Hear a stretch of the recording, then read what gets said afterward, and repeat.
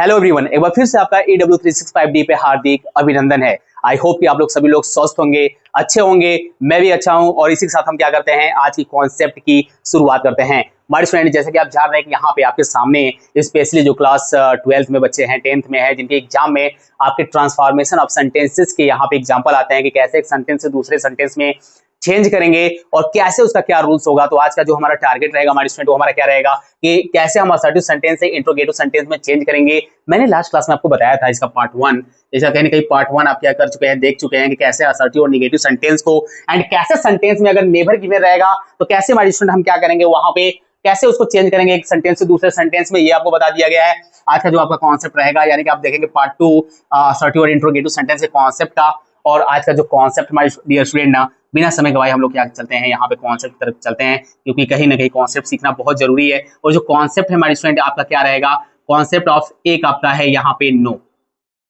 अगर हमारे स्टूडेंट किसी भी सेंटेंस में, ये पहला कॉन्सेप्ट हम देखेंगे, यानी कि आप इसे रूल्स नंबर 10 बना के अपने कॉपी पे, जैसे आप नोट्स बना रहे हैं हमारे स्टूडेंट, आप उसे क्या करिए, वैसे ही एकदम लिखते रहिए, आपको कोई परेशानी नहीं आएगी। अब यहाँ पे जैसे ही आपका सेंटेंस हमारे स्टूडेंट, आपका सब्जेक्ट नो से स्टार्ट होगा या फिर आपका सेंटेंस स्टार्ट होगा नो से, तो आप जैसे ही इंट्रोगेटिव में चेंज करेंगे माय डियर स्टूडेंट ना, जैसे आप क्या करेंगे इंट्रोगेटिव में आप चेंज करेंगे, तो आप नो के जगह पे क्या कर देंगे, एनी का यूज करेंगे। क्या करेंगे आप, एनी का यूज करेंगे। अच्छा, एक बात और है कि सर एनी का यूज तो कर देंगे, बाकी आप बोल रहे हैं कि इंट्रोगेटिव सेंटेंस में चेंज करना है, तो इंट्रोगेटिव सेंटेंस तो दो टाइप्स का होता है, एक आपका यस नो टाइप होता है, कि इंट्रोगेटिव आपका WH टाइप होता है।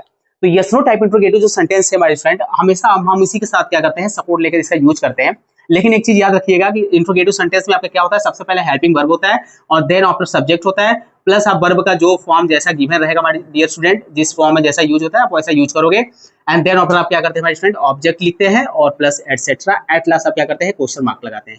ये रूल्स आप लिख लेंगे, क्योंकि रूल्स अगर ये आप नहीं लिख पाते हैं तब समस्या कहीं ना कहीं आएगी। एक चीज और है कि सर हेल्पिंग वर्ब हम कैसे यूज करेंगे सर उस टेंस में, कहीं ना कहीं हेल्पिंग वर्ब अगर नहीं दिया रहता है, जैसे मैंने वही एग्जांपल लिया है, मैंने टफ वाला एग्जांपल ही लिया है, क्योंकि कहीं ना कहीं अगर मैं हेल्पिंग वर्ब वाला ले लूंगा तो फिर समस्या हो जाएगी, है ना। तो हेल्पिंग वर्ब वाला को तो हम डायरेक्ट क्या करेंगे, आप सबसे पहले हेल्पिंग वर्ब सब्जेक्ट से पहले उठा के दे देंगे। तो माय स्टूडेंट, इसके लिए आपको क्या होना चाहिए, आपके पास नॉलेज होना चाहिए किसका, आपके पास नॉलेज होना चाहिए टेंस का। और हर एक टेंस में जो आपको हेल्पिंग वर्ब है, जो आपका हेल्पिंग वर्ब है और जो वर्ब का फॉर्म लगता है ना, ये आपको एकदम लॉक होना चाहिए आपके माइंड में, तभी तो आप इसको चेंज कर पाओगे। अदरवाइज नहीं चेंज कर पाओगे मेरे फ्रेंड, मैं यहाँ दिल से कह रहा हूँ, चेंज आप नहीं कर पाओगे। आपके पास टेंस का नॉलेज होना चाहिए और उसके लिए आपको करना कुछ नहीं है, उसके लिए आपको मेरे प्लेलिस्ट में जाना है और वहां पे टेंस की जितनी भी यहाँ पे आपके कॉन्सेप्ट पढ़ाया गया, लगभग मुझे लगता है कि 47 या 50 रूल्स आपको वहां पे क्लास आपको बताई गई है। हर एक कॉन्सेप्ट को वॉच कर डालिए और आपका टेंस स्ट्रांग हो जाएगा और इन फ्यूचर में आपको जबरदस्त तरीके से टेंस की फिर से क्लास स्टार्ट होने वाली है। एक अच्छा कॉन्सेप्ट, और हम लोग एक दिन में एक टेंस पूरा कवर करेंगे, एकदम पूरा स्पेशल रूल्स के साथ। क्लासेस लंबी लंबी थोड़ी जाएंगे, कोई दिक्कत नहीं है, लेकिन सीखना है हमको, क्योंकि आगे बढ़ना है लाइफ में। तो यहाँ हमारे स्टूडेंट देखते हैं कि नो वन यहाँ पे है नोज यू। अब कहीं ना कहीं आप देख रहे हैं कि जो आपका यहाँ पे वर्ब है माय डियर स्टूडेंट, यहाँ पे लिखा हुआ है नोज, और यहाँ पे आपका जो वर्ब है कि वर्ब का यहाँ पे कौन सा फॉर्म यूज है, फिफ्थ फॉर्म। और फिफ्थ फॉर्म क्या होता है हमारे स्टूडेंट, कि जब वर्ब में हम क्या करते हैं, जब हम वर्ब में यस, वर्ब के फर्स्ट फॉर्म में यस या ईएस ऐड करते हैं तो उसे वर्ब का फिफ्थ फॉर्म बोलते हैं। और आप जानते हैं ये प्रेजेंट इंडेफिनिट टेंस में यूज होता है। And when we are going to talk about in interrogative sentence, specially in present indefinite tense, so here use helping verb do and does, and we are going to talk about with singular subject you use in this tense does। और जैसे ही आप क्या करते हैं student, जैसे ही negative sentence की बात करेंगे, इंट्रोगेटिव की बात करेंगे, जो हेल्पिंग वर्ब आपका डू रहेगा, ये आपका प्लूरल सब्जेक्ट के साथ आपका क्या होगा, यूज होगा। सो बच्चों कहीं ना कहीं कहानी आपको ये आई कि आप सिंगुलर सब्जेक्ट के साथ आप डज यूज करेंगे एंड प्लूरल सब्जेक्ट के साथ आप डू यूज करेंगे। तो आप देख लीजिएगा कि आपका सब्जेक्ट कैसा है। यहाँ पे आप देख रहे हैं कि यहाँ पे वन लिखा हुआ है, तो कहीं ना कहीं सिंगुलर सब्जेक्ट की बात की जा रही है। यहाँ पे वर्ब का फिफ्थ फॉर्म है, लेकिन यहाँ पे यस है। तो प्रेजेंट इंडेफिनिट टेंस ये कहता है कि आप जैसे ही प्रेजेंट इंडेफिनिट टेंस के सिंपल सेंटेंस की बात करेंगे, when we are going to talk about simple sentence specially in present indefinite tense, so when your subject will be singular, तो your rule will be subject plus verb के first form में S या ES plus object and then after etcetera. लेकिन जैसे ही हम क्या करेंगे, interrogative में जाएंगे या नेगेटिव में जाएंगे, तो हम फिर वर्ब का फिफ्थ फॉर्म नहीं लगाते हैं, क्योंकि वहां पे हेल्पिंग वर्ब डू और डज आ जाता है।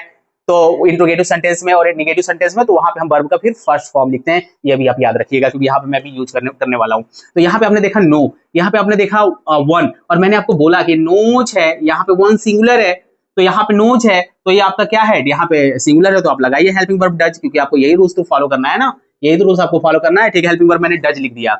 अब नो की जगह पे क्या लिखना है डियर स्टूडेंट, आपको एनी लिखना है। ठीक है, आप क्या लिखेंगे, यहाँ पे एनी लिखेंगे, उसके बाद वन है, वन लिखिए, उसके बाद आपका नो है, नो लिखिए, यू करिए, फुल स्टॉप लगाइए, बस यहाँ पे क्वेश्चन मार्क लगाएंगे, बन गया।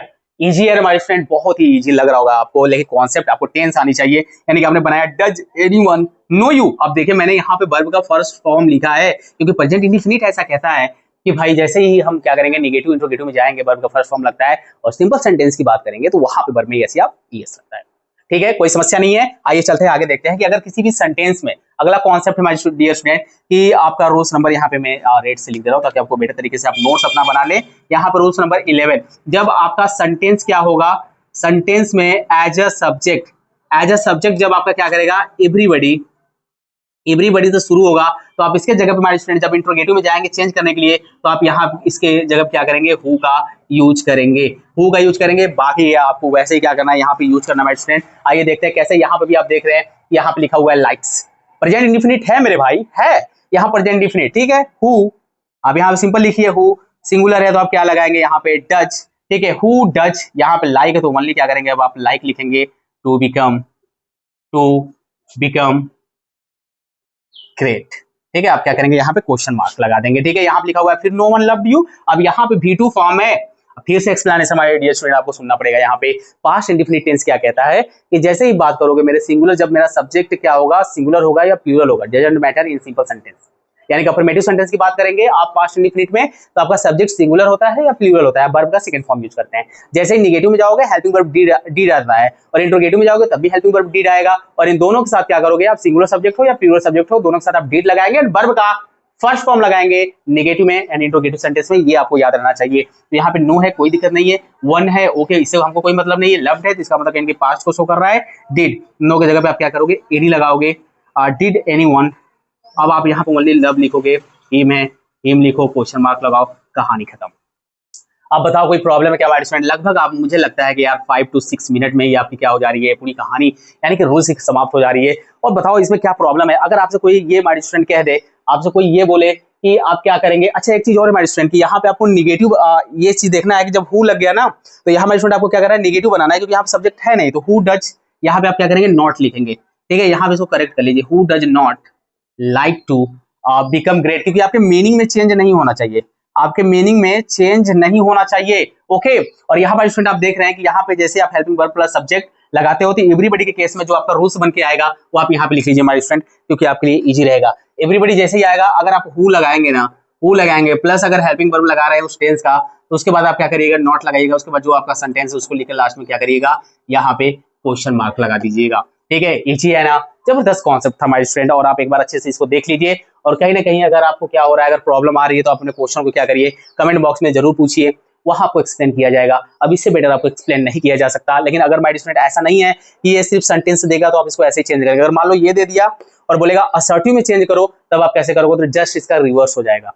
तो अगर आपको, आप चाह रहे हैं कि इसका रिवर्स वाला भी कॉन्सेप्ट सर हमको इंट्रोगेटिव से लाके असर्टिव में चेंज करिए, तो मैं आपको बताऊंगा। अगर आपसे हो जाएगा, अगर आप खुद से कर लेंगे, तो फिर मैं क्लास को नहीं लाऊंगा। तो आपकी राय क्या है कि क्या क्लास आना चाहिए? आप अपने कमेंट बॉक्स में जरूर क्या करिए, रिप्लाई दीजिए कि सर इसका रिवर्स वाला पार्ट, यानी कैसे इसका जब इंट्रोगेटिव में देगा तो कैसे हम असर्टिव नेगेटिव बनाएंगे, ये कैसे होगा, इसको एक बार आप क्लास लेकर आइए, तो आपके सामने में जरूर लेकर आऊंगा। और नेक्स्ट कॉन्सेप्ट आपका फिर से जो आप पढ़ रहे हैं, सिंटैक्स सब्जेक्ट वर्ब एग्रीमेंट का नेक्स्ट रूल जहां से मैंने छोड़ा था वहीं से फिर कंटिन्यू होगा, और आपके सामने बीच बीच में फिगर ऑफ स्पीच भी आई जाएगी, और आपकी बुक भी जल्दी लाई जा रही है। तो आप लगे रहिए, एकदम बने रहिए, क्योंकि आपका सिलेबस कंप्लीट हो जाएगा आपके एग्जाम से पहले, और दिल लगा के पढ़ के अच्छा मार्क्स लाना है एग्जाम में, ये अपने माइंड में एकदम लॉक कर लीजिए। मिलेंगे नेक्स्ट क्लास में जबरदस्त कॉन्सेप्ट के साथ, तब तक हमारे साथ बने रहिएगा। All the best.